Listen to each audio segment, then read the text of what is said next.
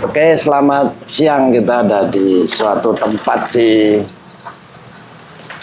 logging di Nabire, Papua Tengah ini. Yang memang di situ kita tinggal ya. Tetapi ada sesuatu yang menarik ketika hari ini anak-anak datang ke Nabire. Pas lagi ada kiriman dari Yapen ini. Ada produk-produk laut yang khusus dimasak. Ya, kadang-kadang kita kalau kesini bawa tamu untuk merasakan langsung produk laut Papua.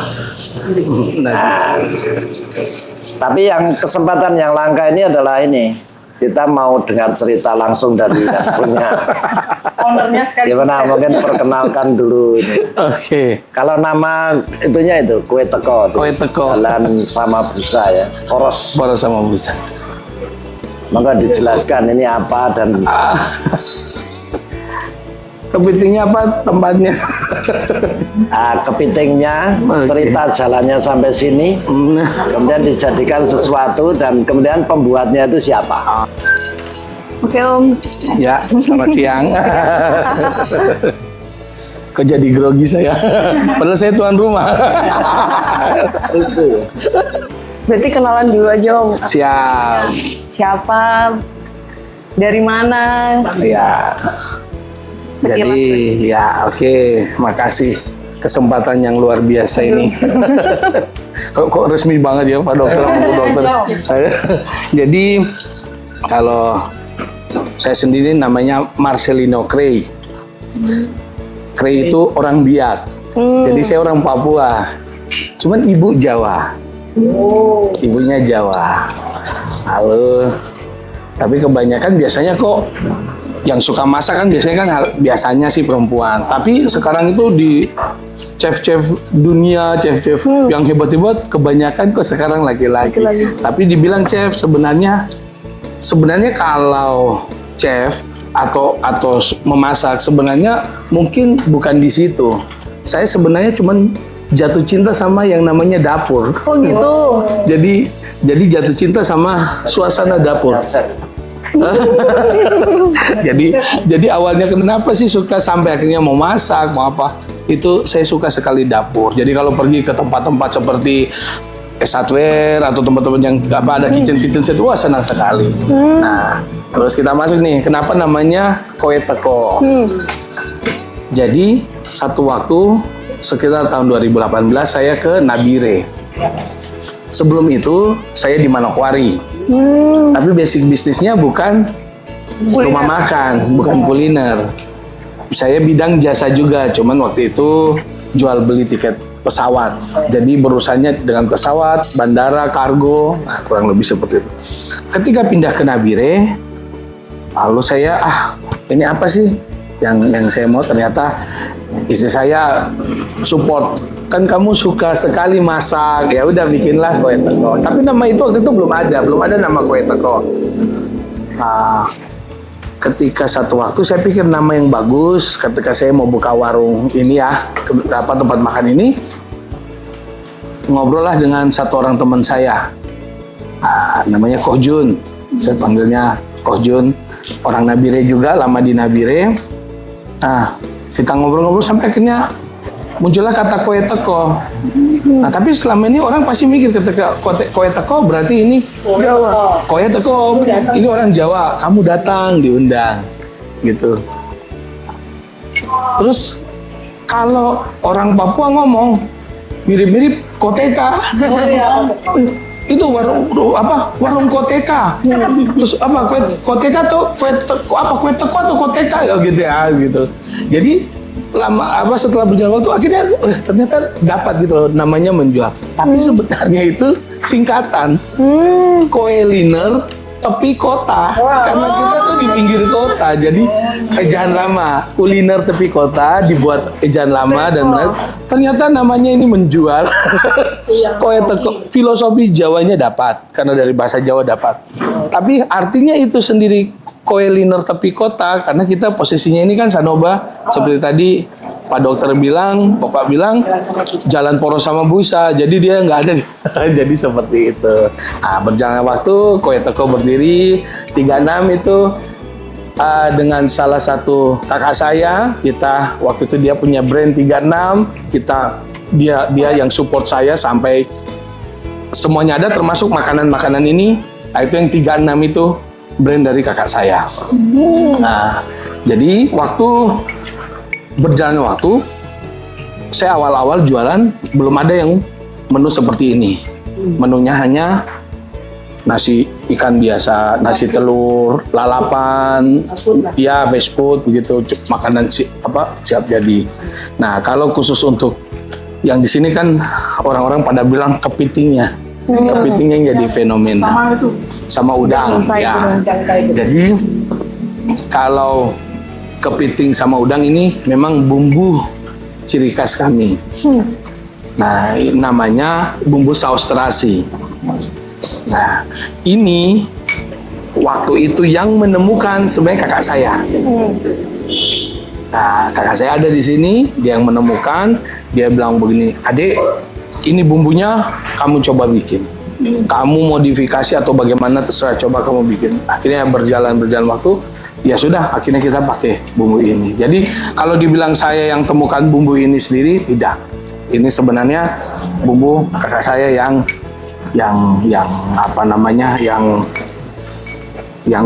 berusaha sampai ke semua. Nah, itu karena satu waktu saya mendapat kiriman dari Manokwari. Waktu itu kepiting Bintuni terkenal sekali. Teman saya di Manokwari, dia bilang ini pas lagi ada pesawat kargo ke Nabire kosong, karena pas ada kepiting saya kasih kamu kepitingnya. Nah, dia datang kirim 3 box. Jadi 100 kilo tuh Pak Dokter waktu itu. Waktu datang ke sini kita bingung mau ngapain. Kita masak, kita bikin saus mau dijual bingung ini caranya bagaimana. Tapi akhirnya kita bisa bikin asam manis, bikin macam-macam. Nah, waktu itu setelah itu kakak dia coba-coba resep ini, akhirnya resep ini jadi. Itu awal cikal bakalnya kenapa ini harus ada. Original berarti ya? Jadi ya original dari ya resep keluarga. Nah, bukan resep dari mungkin lihat di YouTube atau Google, enggak. Ini resep keluarga yang kakak yang berikan kepada saya, akhirnya saya jalankan. Sudah. Jadi, lalu dia mengajar juga ya seperti sup ini. Iya, sup kepiting. Dia ajarin. Tapi itu kan kalau sup kepiting ini kan itu masakan umum ya. Masakan tapi bisa masakan oriental, masakan Chinese food. Nah, akhirnya saya diajar. Cuman setelah saya diajar, dia bilang kamu kembangkan sendiri. Ya, jadi menu-menu yang ada di sini diajar sama kakak saya, terus saya tinggal lanjutkan. Nah, mungkin karena basicnya saya suka. Dasarnya, ya jadi ketika orang bilang gini, kok kamu masak bisa enak banget? Saya rasa biasa-biasa saja. Tanya anak-anak, enak Pak? Cuma enggak, saya bilang banget. Ya enak, mau bilang banget, dia bilang ya enak. Saya bilang, ya biasa, yang penting bisa diterima di lidah sudah. Tapi kalau orang banyak bilang, gila enak banget sampai gitu-gitu. Aduh, aku sampai kepala membesar sendiri. Cuman sekarang kepitingnya bahannya sudah tidak dari Bintuni lagi. Sekarang ini bahannya dari Waropen. Nah, dulu saya setengah mati mencari bahan dasar kepiting. Nah, ini kan kepitingnya kalau bisa dilihat besar-besar sekali. 500 gram ke atas. Ya memang ada beberapa yang kecil, tapi ini besar-besar. Dan isinya tebal. Bisa nanti dilihat. Nah, memang Waropen ini tempatnya ternyata luar biasa. Menyimpan. Dia menyimpan. Nah, yang mentahnya ada di belakang kita. Tuh, nanti di syuting tuh. Itu di situ. Ada di keranjang-keranjang. Masih hidup atau? Hidup. Oh, masih hidup. Hidup. Tali ya. Tapi di tali. Saya kirimkan. Jadi itu yang masih hidup. Besok ini datang lagi. Jadi tiap minggu datang dong. Ini berarti rezekinya anakku nih, Pak. Ya, setiap minggu. Nah, cuman kepiting ini sekarang ini sudah jalan-jalan kemana-mana karena saya sudah membuat ini bukan hanya sekedar makan di sini atau cuman dibawa pulang, tapi sekarang sudah ada oleh-olehnya. Oh, Jadi oleh-oleh khas Nabire. biasa kita bawa. Ya. Jadi oleh-oleh khas Nabire. Jadi saya bikin model kayak begini, kira-kira seperti ini banyaknya, tapi dia kemasannya sudah kemasan oleh. Cuma nanti kemasannya kita perbaiki terus sampai yang terbaik. Sekarang ini masih pakai tempat biasa, tapi sudah jalan-jalan ke Jakarta, sudah jalan-jalan ke Bali, sudah jalan-jalan ke Jayapura, mana lagi Jogja, Kudus, sudah jalan-jalan. Jadi Belum di packing sudah jalan juga ya. ya sudah jalan duluan. Cuman sekarang karena melihat dari marketingnya juga ini peluang yang luar biasa, ini celah yang bagus, dan ya boleh dikatakan ternyata untuk kawasan Nabire saya yang pertama kali. Jadi itu dia, ini peluang ini saya ambil. Nah, saya jadikan ini ciri khas dari saya.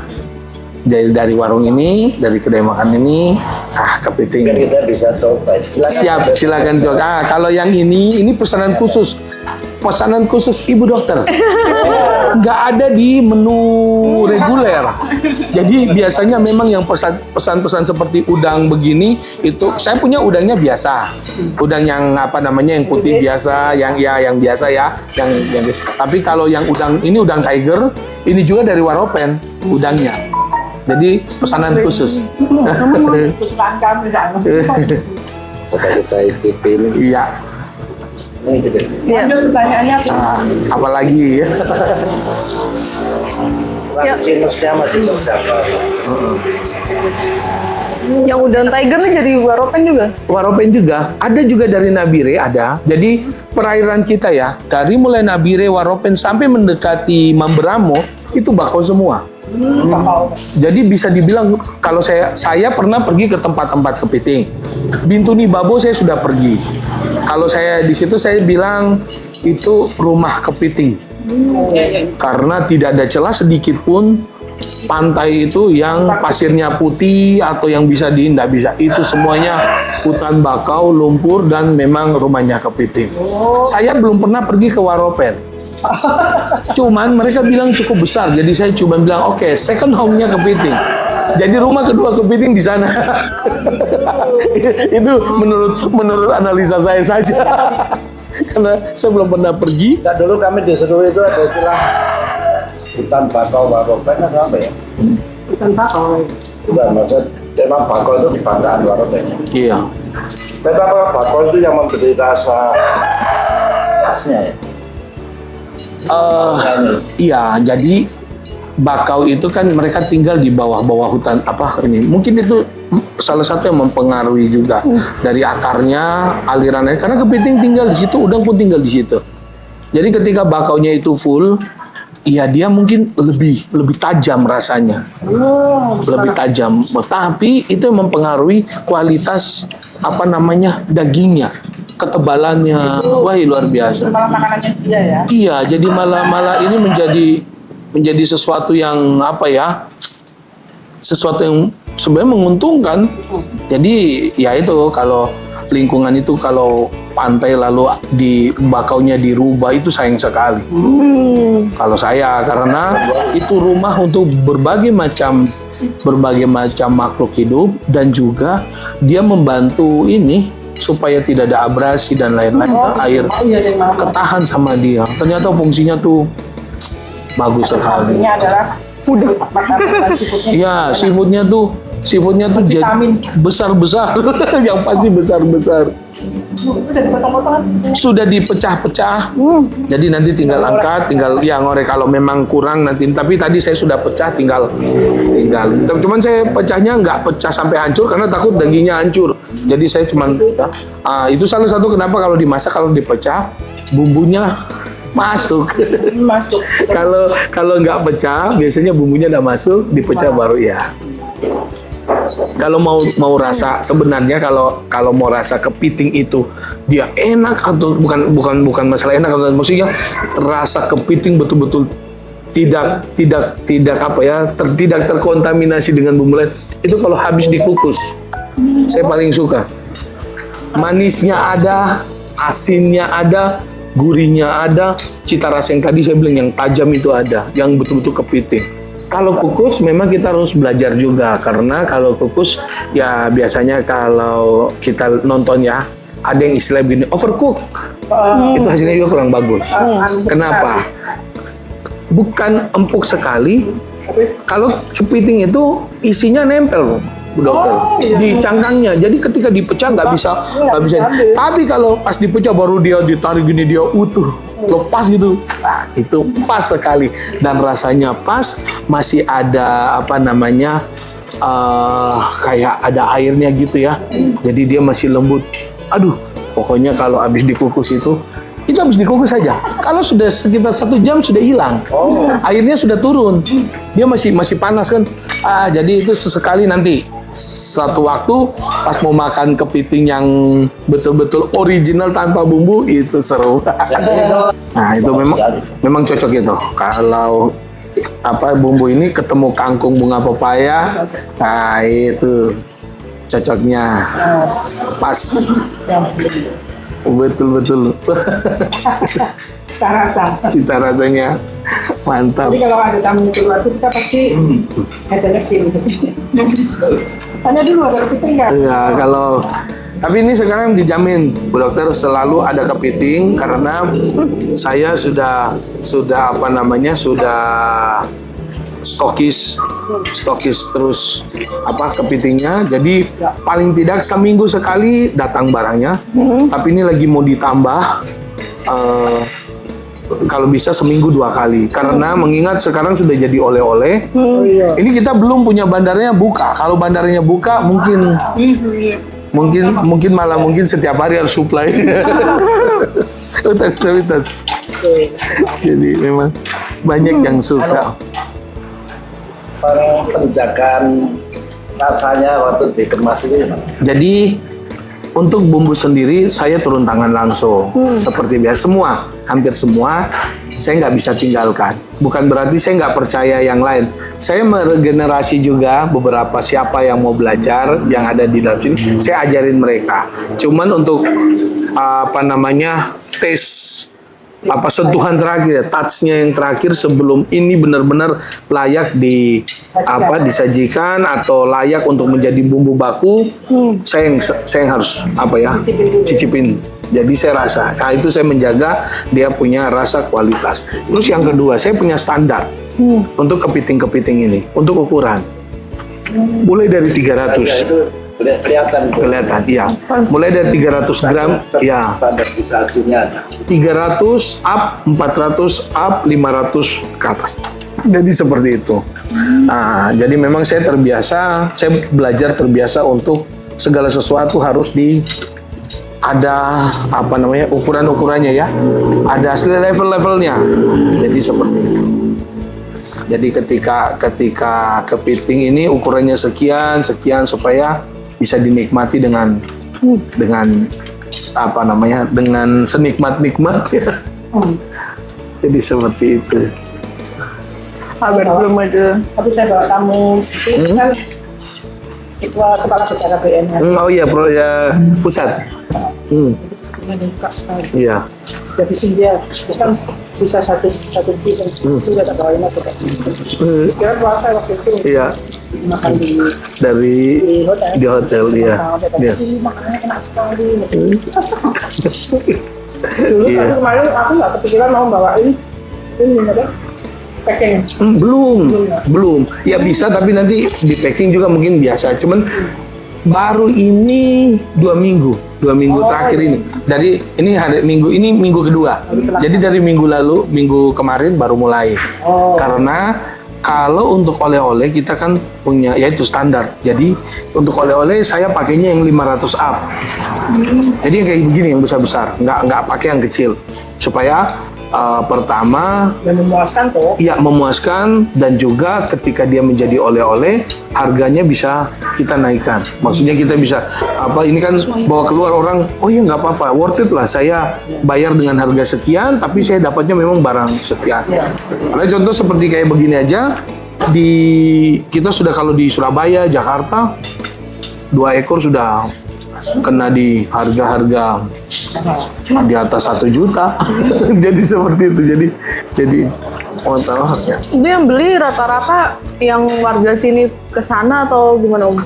Ya untuk sementara paling banyak warga Nabire. Warga Nabire. Tapi yang oleh-oleh kebanyakan tamu.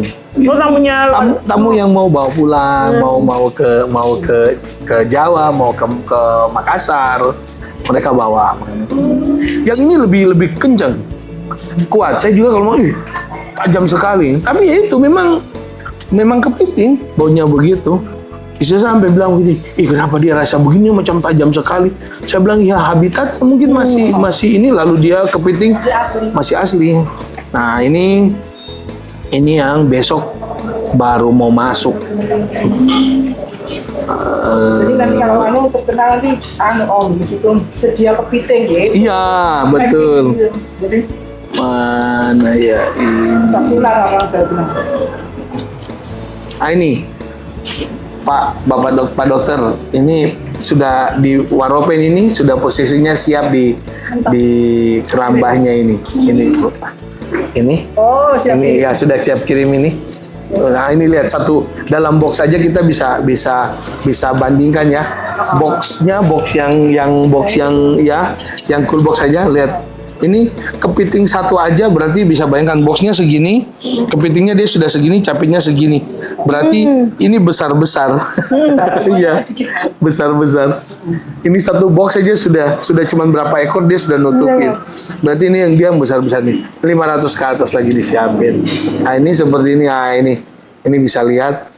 Nah, ini dia satu ekor aja dia sampai mau setengah box. Mungkin yang agak menarik dan tetap harus kita jaga adalah kepapuaan ini. Originalitasnya itu. Iya. Originalitas itu dan cara-caranya itu tadi kan tidak menghilangkan landasan dasar dari rasa, tidak Identitas. sampai tidak menghilangkan identitas. Di Jogja pun harus tetap seperti ini supaya nanti kalau mau melihat yang asalnya kan bisa, feel-nya kan beda ya. Iya. Tapi originalitas itu sesuatu. Ciri khas. Ciri khas itu sesuatu. Kalau dulu kirim mentah kan di sana mau diapain kita nggak tahu. Terserah ya. Kalau ini memang ciri khas, makanya sekarang sudah mulai dimunculkan oleh-oleh Ya, khas oleh-oleh. Nabire, Papua Tengah. Jadi kemarin memang beberapa kali ada tamu dari luar, dari Jakarta, pokoknya dari luar Nabire. Dia bilang ini enak, kami suka. Dia pesan bawa pulang buat teman-temannya. Dia bilang bisa nggak ini nanti jadi oleh-oleh? Landasan soal itu. Iya, ketika sudah ada saya langsung jamin bisa. Sekarang kita tinggal bawa naik, dia munculkan. Lalu Tapi sudah ready. Lalu kami bangun juga Pak Dokter. Jadi kami bangun bukan hanya sekedar kami mau beli dan selesai sama Mas Enda. Kami bikin asosiasi, seperti gitulah asosiasi. Jadi kami bikin kelompok-kelompok nelayan. Ya, Nah ini kami support dengan perangkap-perangkap. Masih kepake Pak. Nah, lalu kami dengan tim yang ada di Waropen mulai mengedukasi kepiting yang kecil di bawah 300 dikembalikan ke alam, biarkan dia jadi besar. Lalu yang harganya terlalu rendah kami naikkan. Kami naikkan. Kami bilang ini kami beli dengan harga sekian. Mereka suka, tapi dengan catatan yang bisa kami beli itu hanya bisa berat mulai dari 300 Pak. Jadi maaf ya, nanti sampai sini kami timbang lagi. Yang kecil-kecil nih kami timbang, kalau tidak mencapai 300 kami kembalikan, tapi tolong lepas supaya jangan kok. Saya bilang ini supaya kamu jangan capek-capek cari yang kecil-kecil. Lalu ada juga kalau betina jangan terlalu banyak diambil. Walau kadang-kadang kita butuh. Jadi saya selalu bilang, saya ambil betina, kalau kamu banyak sekali yang naik, saya butuh cuma satu full box. ini apanya nih? Betina. Telur. Telur. Terus dagingnya lebih besar. Dagingnya lebih besar. Jadi saya minta betina harus berat sama 300. Ya. Betina yang dibawa. Cuman pengiriman kemarin tuh dia belum tahu, dia udah ngirim. Kecil-kecil tapi telurnya enak. Memang paling gurih. Oh gitu. Itu kalau ada saya punya langganan itu kalau sudah itu Di sini dia cuma bilang, saya setiap hari Sabtu kamu kirim. Memang kepiting itu ada sisi mabuknya. Maksudnya mabuk ini bukan mabuk Iya. gila, tapi Candu, ketagihan. ketagihannya itu uniknya di situ. Jadi ada orang di Nabire, dia cuma bilang, pokoknya saya setiap Sabtu kamu kirim yang betina. Jadi kita ini membicarakan kepiting tapi ya unik serba-serbinya. Itu yang Dari mulai bakau itu spesial juga. Terus ternyata jenis kelamin menentukan. Bukan hanya diukur dari berat besar kecilnya. Wah ini besar, paling enak. Belum tentu, kita punya nilai-nilai yang kepapua Jawaannya itu ada juga. Tapi kalau segi bisnis, ketika waktu-waktu tertentu, 1 bulan sebelum Imlek, itu untuk harga kepiting itu dia naiknya luar biasa. Jadi biasanya mulai bulan Desember, itu harganya mulai Nah, naik. kalau ini kan siapkan kirim. Iya. Kalau itu beda lagi, itu Ya, business oriented. itu. Nah, kalau betina, jangan kaget. Dia terima Jakarta, 1 kilo bisa tembus 500.000. Saya sudah pernah kirim itu. Nah, itu gunakan untuk cross subsidi. Karena kita mikirin petani juga. Betul, kita. Cuman, ya itu, kita harus kontrol. Ini kalau sudah orang taruh duit ini kita kadang-kala takutnya gelap mata. Tapi juga ada nih, nilai itu tidak seperti itu juga. Nilai itu bisa banyak sekali. Nilai rasa, nilai Ya, peran. betul. Peran membangkitkan petani, nilai kepapuaan, Ya. kejawaan. Makanya Itu kita nilai itu. sebenarnya sebelum terlambat, ini kan seperti Timika, Babo, Bintuni, itu sudah bukan orang setempat, nelayan setempat yang menguasai. Ya. Yang saya mau bangun sebenarnya begini, Pak Dokter. Ini kan masih pure. Saya mungkin maaf, sekarang saya yang sering ke sana, jadi saya pertama nih. Ya. Nah ini saya mau bangun kelompok-kelompok masyarakat. Saya bangun mereka, saya beli dengan harga yang bagus, tapi saya ajarin mereka supaya bukan saya memonopoli, tidak, supaya ini Jangan terjaga. jangan satu kali ambil habis, anak cucumu udah dapat. Kalau pernah ke tempat-tempat hutan bakau, itu kayak sungai besar, lebarnya seperti ini ya, kira-kira ya, lebar 50. Nah, tembok itu jalan masuk itu kayak selokan-selokan yang 1 meter. Kepiting tinggal di situ. Oh, Jadi- ceruk-ceruk itu ya. Jadi kalau yang di dalam air ini ada kepiting, ada. Tapi sebenarnya itu kepiting yang belum tua. Kepiting yang masih belum bertelur. Bukan kecil, besar tapi kadang isinya belum ada. Tapi kalau dia sudah naik ke itu, dia sudah tinggal bikin lubang di situ, dia bikin sarang. Itulah yang kepiting tua. Itulah kepiting yang besar-besar, yang isinya tebal. Kalau kita cari, apalagi sudah mulai menjual ke dalam laut, ke lautan, ke laut itu tambah lembek, itu isinya setengah, bahkan tidak ada isi. Ada orang nggak ada kan diekspor tuh, diambil di sana sudah tidak ada, ditarik ke tengah tidak ada, turun muara sampai ke laut. Eksplorasi besar-besaran Jadi dilakukan. kepiting itu dia dari laut, betina pun juga dari laut, warnanya tuh masih ungu. Nanti dia naik lama-lama sudah masuk ke lubang, warnanya jadi coklat. Itu yang boleh, sebenarnya itu yang boleh. Nah kita punya ini sudah coklat semua. Nah caranya bagaimana? Hutan bakaunya dijaga. Ketika nanti sudah besar, sudah berpikir bahwa bagaimana menjaga nilai ini tetap, Iya, ini tetap tetap stabil, dari ya. awalannya. Memang menarik kita Quality bicara. controlnya tuh kita Quality jaga semua. Karena ya itu, mungkin juga karena saya sebagai orang Papua tidak mau lihat tempat ini akhirnya nanti anak cucu cuma cerita saja. Dulu tuh di sini cendrawasinya tuh banyak Ya, sekali. kata sering begitu kan. Sudah tidak ada. Di sini dulu ini kepiting semua. Kamu jalan tuh kepiting lewat di samping. Anak turun, mana bapak, mana bapak? Tidak ada. Tidak ada. Sudah botol aqua saja ini. Sudah lihat ini tidak. Sekarang kepitingnya sudah penangkarannya di Jawa sekarang. Sudah induknya sudah dibawa ke sana, sudah dibikin habitat apa tiruannya di sana. Aduh. Cuman judul ini kepiting dulu ceritanya dari Papua bibitnya. Jadi asik sekali para pemirsa YouTube channel Kompetensi Hidup. Ini adalah ngobrol-ngobrol ala Papua itu begini.